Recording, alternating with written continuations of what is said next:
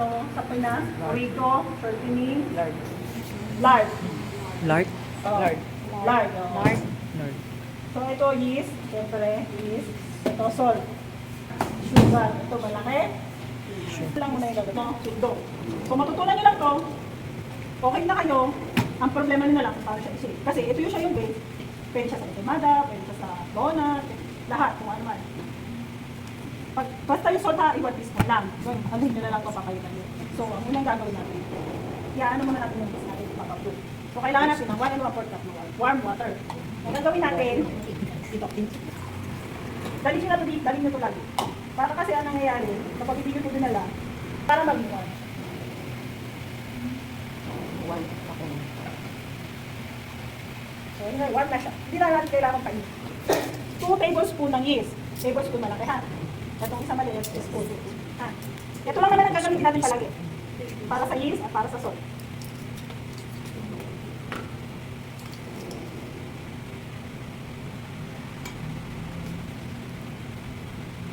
Dalawa. Instant yan eh. Tapos, Instant is. sasahalin ko na yung sugar natin.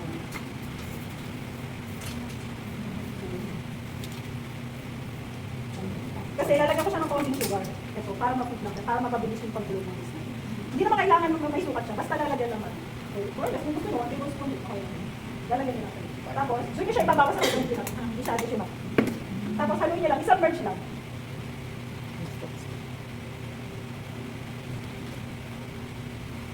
Tapos, set aside naman yan.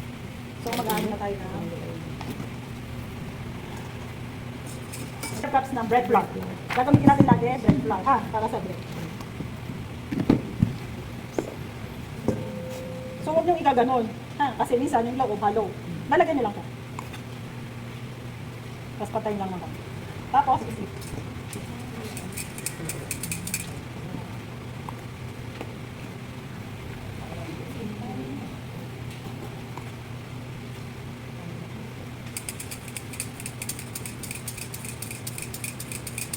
Ang 5 na po yan.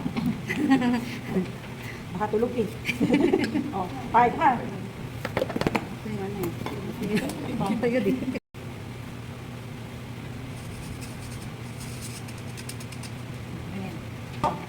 Oh, tingnan nyo. Parang nag-bloom siya. Next.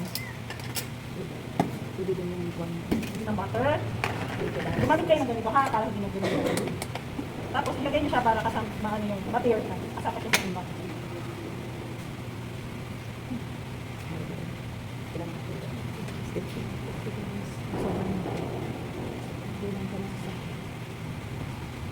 Kunting sobra okay lang. Huwag naman 55.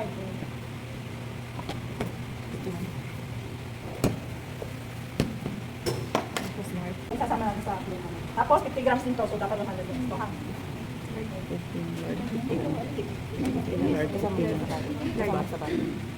Ano yan? Yes po, lard. Urico, shortening. Iba-iba kasi sa Pilipinas kasi lard ng tawag. Lard. Pwede natin itong lagay. Shortening. Kasama sila. Tapos, ano pa? 1/2 ng milk. Ah,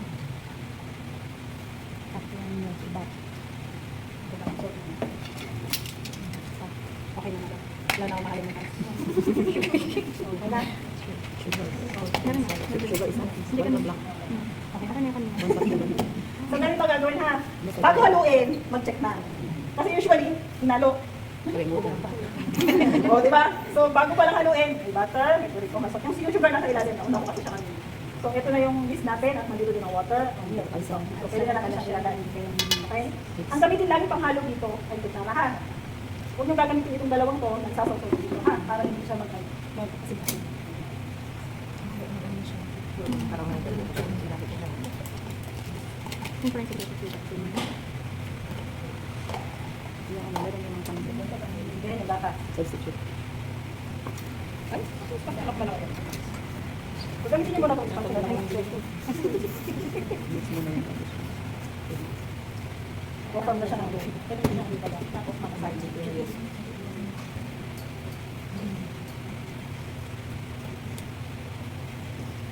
Kaya ako, marunong Kasi mas maganda kasi talaga na, kaya dapat talaga nire-record ko hanggat maaari, medyo maigsin ko natin. Para kasi lahat tayo ay, para gusto ko din lahat kayo kahit girls. Yung iba kasi girls, nahihiya magmasa. Sasabihin pa pang, hindi na pa.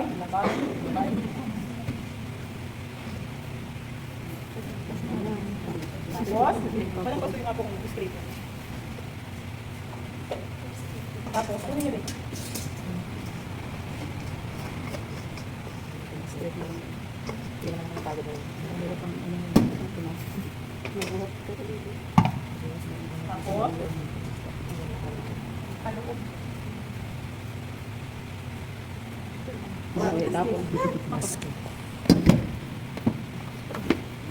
Huwag gagamitin yung kamay nyo ha. Nakukuha ng kanina dito ha. Please. Okay.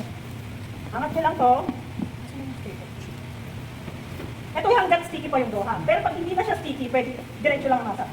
Pero usually kasi, syempre, pag bago mo lang yan, malaki talaga siya. Ganyan lang. Ano lang. Konti lang. Tapos, diretso na kayo. Didikit talaga yan. Siyempre, pag ano bago. Hindi pa siya kasi naghahalo-halo ng puti. Pero habang nagpamasa kayo, orasan nyo ha. 15 minutes. Unang 10 minutes. Makikita nyo. Unang 10 minutes. Ganun yung ito. Orasan nyo ulit ng 5 minutes. Para makita nyo yung pagkabang. Angat nyo lang. Okay. Yung kamay nyo din natin. Habang nagpamasa kayo, isipin mo yung kaaway. Ano yan? Hindi mo yung kaaway mo kung ano mukha niya yan. Pagkaaway nyo baka hindi maganda yung kalabasan na. Ayun, nandoko lang sa'yo.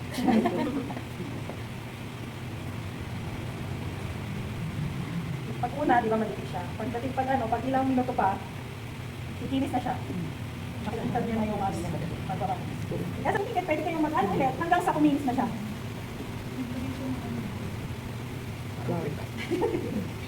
Laksan-laksan nyo ang konti ha. Hindi pwede. Para kayo nagpupusin ng ano. Kailangan talaga magkakaroon siya ng ano sa table. May friction talaga. Parang pasin nyo ba yung pagkakaiba niya mula kanina? Okay na. Okay naman. Habang kaya makikis ko to, pwede na. Ito lang ganyan. Hindi na kailangan lang na. Okay. Dinilugin. Okay, ito. Ang talaga na pa.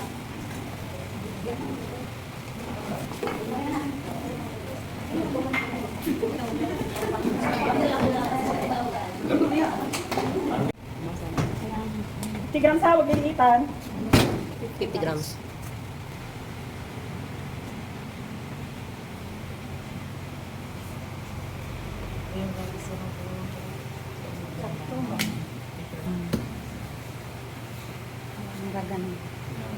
Ano na magbilog. Pinabilog-bilog ka lang. Hindi na po. As is na yan ha. Huwag nyo lalagyan ng arin. Dusting na. Wait lang. Oo, kasi dahil yung iba dyan, so hindi natin alam kung ano na una, di ba?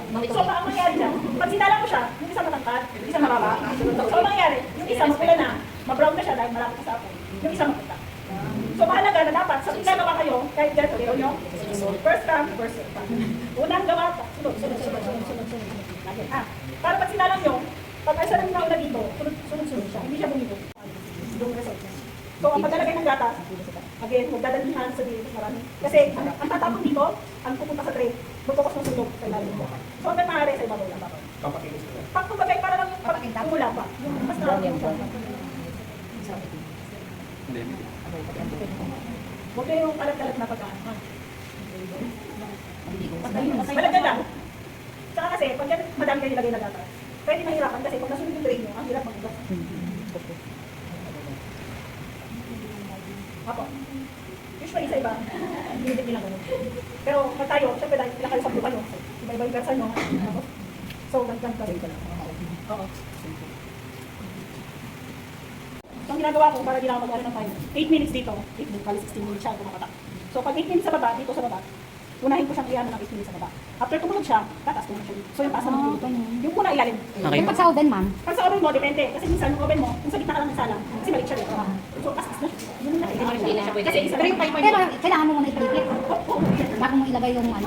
pero yung timer nun, ma'am, pag sa oven ng mali. 15 minutes pa rin. 15 minutes. Kaya kapag 15 minutes mo siya i-preheat, ma'am. Hindi, yung pagluluto mo. Ah, okay. Ang electric oven, i-preheat mo, 15 to 20 minutes. Okay na lang siya. Pero sabi ko sa inyo, maliit na oven, malaking oven, 15 minutes, maliit lang yung oven mo, kunyari ka siya, 15 na tinapay lang. Pero yung malaki yung oven, 15 minutes, kasya 100 na tinapay. So, syempre, yung time mo, effort mo, pag mas malaki yung machine mo, mas marami ka mapuproduce, makakaproduce ka. Kahit kapag mo nakagawa oras, syempre, kakapunin mo yung So, dapat mahalaga, number one, tingnan mo. Yung pong maliit na oven, yung heat po niya, yung taas tsaka baba po. Opo. Pareho Parehas po. na, parehas. Ngayon, usually kasi, yung maliit na oven, may maliit na oven ako. Pipilitin mo sana kung dalawa siya, di ba? Opo. Kasi dalawa naman yung Salangan. Oo. Ang problema niya, yung isa na sa taas, malapit sa apo, susunod siya. Susunod. Okay, isa-isang Kaya salang. kaya isa lang. Okay. Kasi tinry ko siya noon. Siyempre, gusto mo makabili, sala ka ng dalawa. Ang tendency nasa ibabaw. Susunod kasi talagang maitim. Kasi malapit siya sa baga. So, dapat sa gitna. Pag malapit ka oven. Pag ganito pa lang oven, ano pala siya, yung lipat dito. Yes. Okay lang, nire-relax Pero lang. depende naman kasi nasa technique mo. Kasi pwede naman, hindi mo siya yun. Tatanggalin mo na. Or pwede naman, kung sala ka ng dalawa, pagpapalitin mo. Depende siya sa technique. Nagmamalaki sarado ka. Basa. Ma'am, yung mesa, kailangan basahin basahan. Kasi malapit na yun. Opo, sige, ito. 8 minutes yan, tapos 8 minutes ulit sa akin. Oo.